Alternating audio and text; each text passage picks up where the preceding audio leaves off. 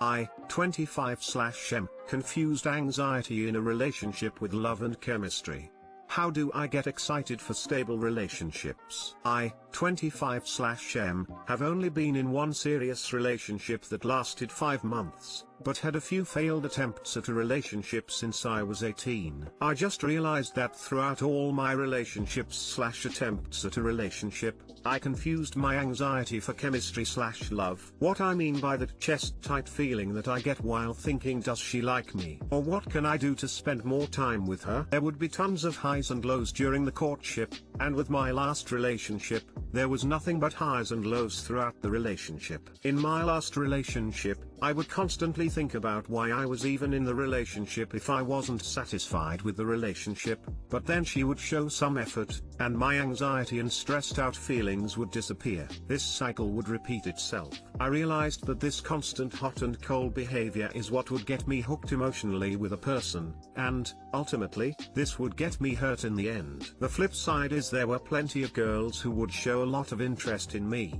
but I wouldn't be interested. Back then I thought it was because there was no chemistry, and I thought they were being too clingy. Looking back on it, it wasn't because there was no chemistry, they were just too available for me to get a spark. It's been 6 months since I broke up with my ex of 5 months, technically my first love, and it still hurts like a motherfucker seeing her with her new boyfriend. Though I have to remind myself that she's probably treating him the exact same way as she treated me, and the love that I felt wasn't love, but constant anxiety about the relationship. So I'm seeing a new girl now, let's call her Sarah, who showed a lot of interest in me and even asked me out on a date. We've gone on a few dates, and honestly I had a good time with her on all of them. But I don't feel that spark. I don't feel my chest caving in as I constantly worry/think about whether she liked me or not. I don't feel stressed out/excited when she texts me like my ex did when we first started dating. When my ex and I started dating, she warned me that this might not last and that she has a horrible track record with relationships, which kept me on my toes and stressed me out. The thing is,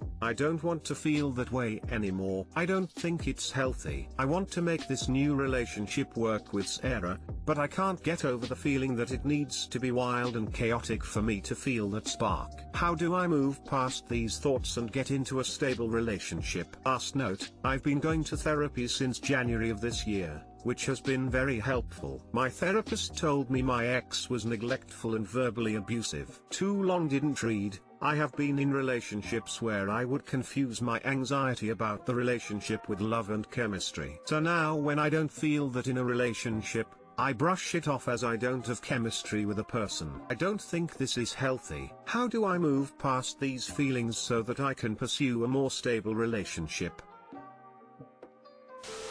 Look into attachment styles, especially anxious and anxious avoidant attachments. Not a substitute for professional help, but it can be really useful to see your tendencies in relationships explained and laid out so you can be more mindful of them when you start feeling hot and cold.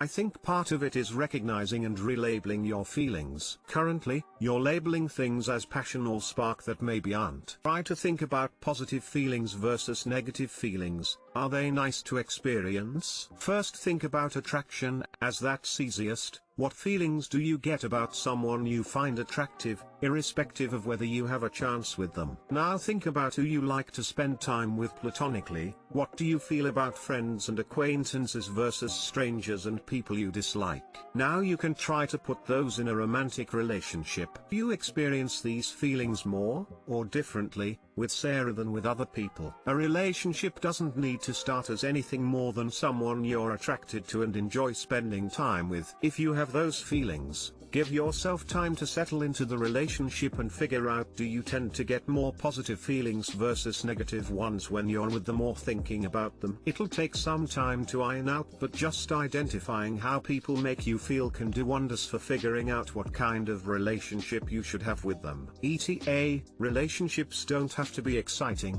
but you should feel happier with the relationship than without it. I knew my husband was the one for me when I realized that spending a weekend with him didn't feel an imposition on my personal space like a weekend with a friend would. It's not exciting, but it is something I only feel with him and I like feeling that way.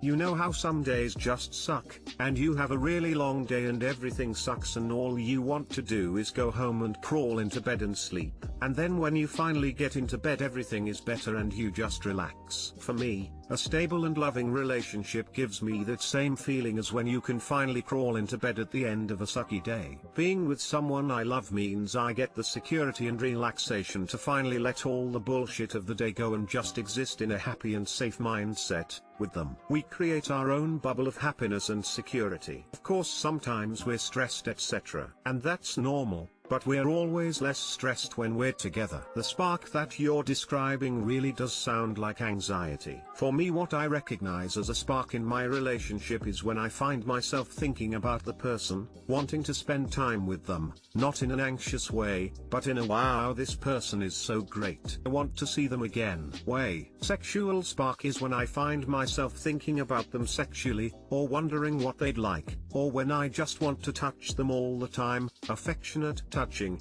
not only sexual touching. It's okay if the sexual spark is not there all the time, but I think the wanting to spend time together spark should be fairly consistent. I have experienced this. My previous relationships were abusive and I confused my chasing for desire and affection for actual love. I'm now with someone who I feel calm with, and it was so strange. But I also feel inexplicably happy whenever I'm with him and not in that constant worry of I need to do something to show them I'm worth staying with and make sure they still love me. I had a lot of therapy in between my last relationship and this one. That's what I would recommend. CBT especially helped because it helps you identify your ways of thinking. Highly recommend researching into it. But honestly, it took a good relationship for me to let go of the horrible attitude I previously had and open my eyes to show me these things. Best of luck to you, op.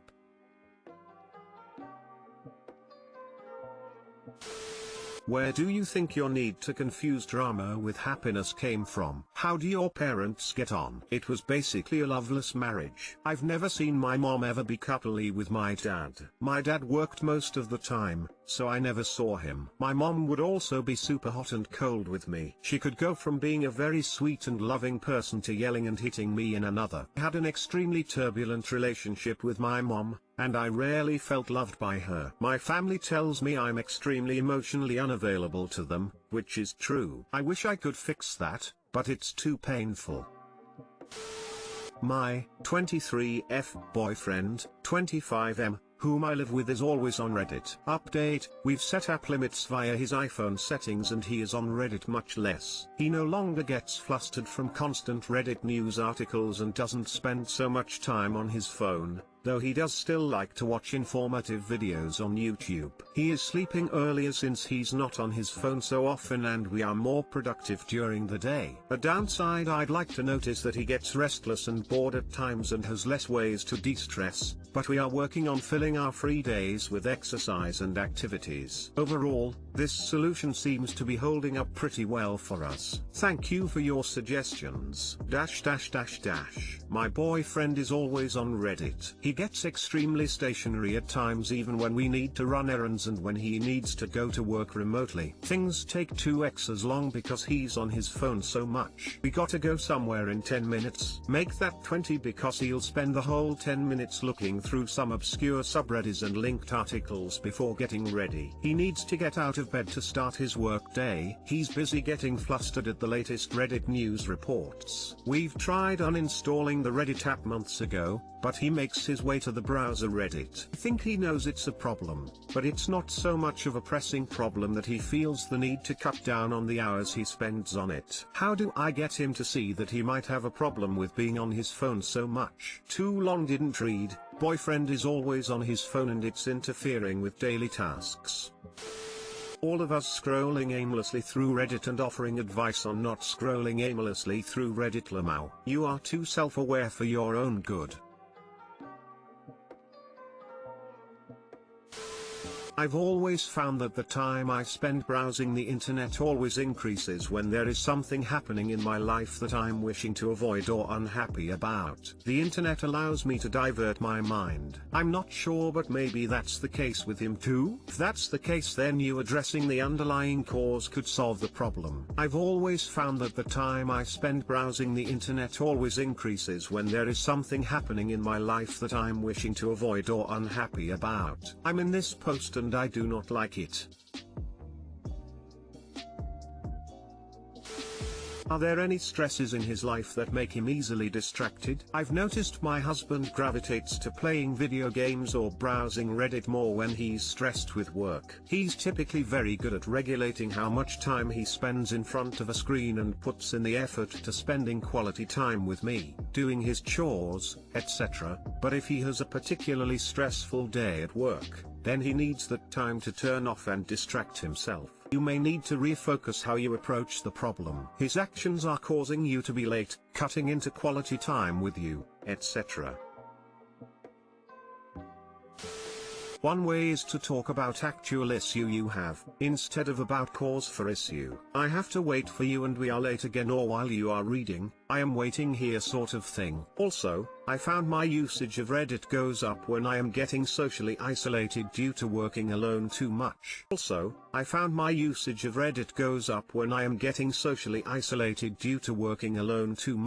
Not to mention there's a fucking pandemic still happening and everyone is working from home. This thing is low-key happening with me also. I think a solution could be have at least 1 hour every day, wherein you'll only work on errands or things that are being procrastinated. And that 1 hour would be at a fixed time every day, with one possible holiday per week. Maybe that could help you too. I have not tried it, however. How do I, 31M, decide if I should end a stable later, 37M? For the chance to be happier. I, 31M, have been in a relationship with my partner, 37M, for over 12 years. He is my closest friend, and the deepest relationship I've ever had with another person. Together, we've formed over a decade of memories, in jokes, and molded each other's personalities as we've aged together. We've supported each other enormously, and worked through problems and infidelity in the past, and found boundaries that worked for both of us. I can honestly say I love him, he loves me, and my life wouldn't be where it is without him. However, I am not always happy. We have very different sex drives and desires, levels of needness, and ways of spending our free time. Given we've been together for a long time, these issues have settled into the way we are and we live with the compromises. He's very laid back, and most of the compromises are in his favor. For example, less sex and variety, a less neat house, and less activities in our free time. These occasionally bubble into frustration and conversations, but mostly they're just ingrained in how we live now. He is happy with his life, and the way things are, and is far more content than I am. In working through some infidelity issues on his part over the last 5 years, and our different sex drives and desires, we mutually agreed to have an open relationship. This has worked well for us. It's enormously increased trust and communication, because we no longer hide anything, and has given us both options, albeit very infrequent, to explore our desires. I have a friend who I am very compatible with, and we've gotten on well for a couple of years. Chatting as close friends, we've found we're very similar in terms of our aspirations and things we enjoy. We're both attracted to each other sexually, and despite my partner's insistence it would be okay for the friend and I to have casual sex, we haven't taken it anywhere to avoid complicated feelings, as neither of us thinks we could keep it casual. My partner and I's relationship and circumstances are safe, stable and, if unchanged, would likely continue for the rest of our lives. However,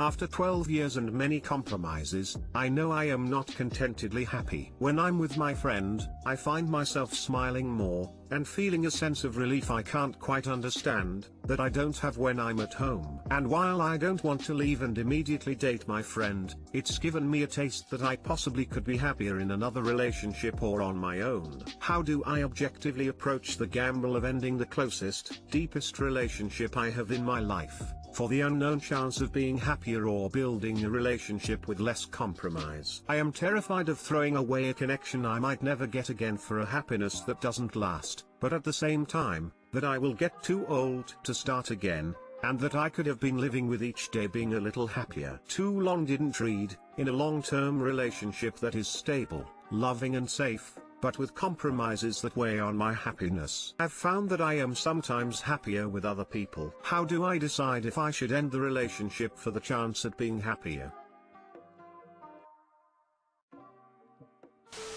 It might just be the idea of being in a new relationship. I would be willing to bet that at the beginning of your relationship with your current partner that you felt the same way too. You know everything about your current partner now. As close as you are with your friend, you still don't 100% know them, and your brain fills in gaps, which helps to idealize how great a relationship would be with them. So I would caution against thinking things like, this new relationship would require less compromise. I'm 100% on board with making the best of each day and being happy in life. Does your current relationship feel peaceful and welcoming? Are you just bored with it or with him? If your partner came home today from work and wanted to spontaneously have a weekend getaway alone with you, would you feel excited about going, or would you dread having to go and spend time with them? Is everything else good outside of your sexual frustrations with him? You pointed out that you don't have the same interests, but do you still pursue your own interests by yourself or with friends, or because he isn't interested do you just not do them? If you are doing things outside of the relationship that you enjoy and you still are feeling very blah and not happy with your current relationship,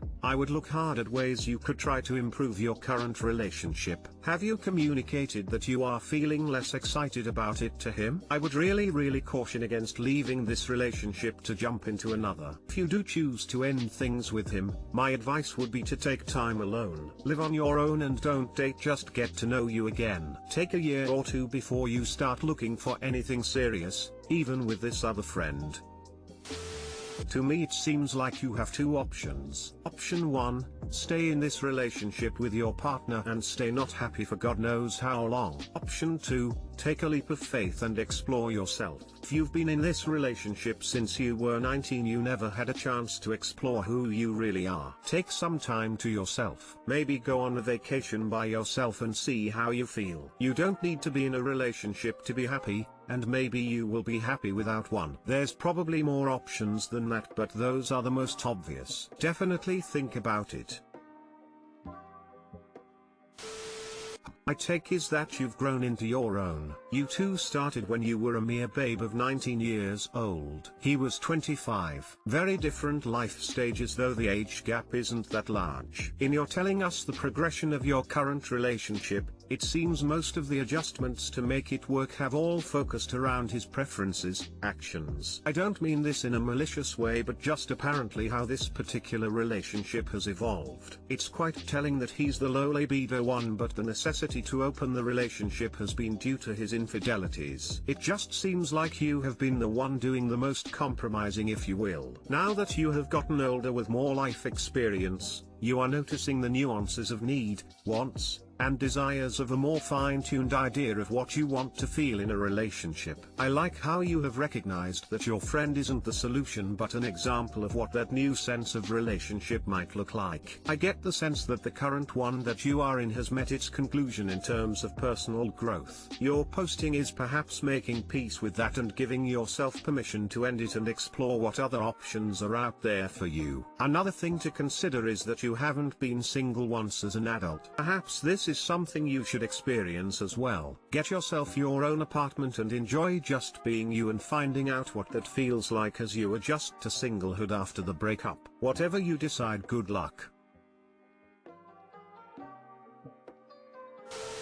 Normally I advise against leaving a stable relationship for the what if of greener grass, because often people are just chasing that new relationship spark because they're bored. However, that doesn't really sound like the case to me from what you wrote. There's a lot to be said for the contentment of a stable relationship, but you don't even describe yourself as content. It sounds more like you are accustomed to the relationship you have. I don't doubt that you two love each other, and long-term relationships shouldn't be expected to be all fireworks and excitement, but the fact that you feel relief when you're not at home is telling. Most of the good things you describe about your relationship are past-based, what you two have built over the years and how you have helped each other grow. Those are wonderful things, but know that they're not being thrown away if you do decide to end the relationship. You will still have gone through all those changes together, and that time will still have been valuable. I won't tell you which way to go, but I will say that this isn't a situation where I'm going to strongly advise that you water the grass where it is now,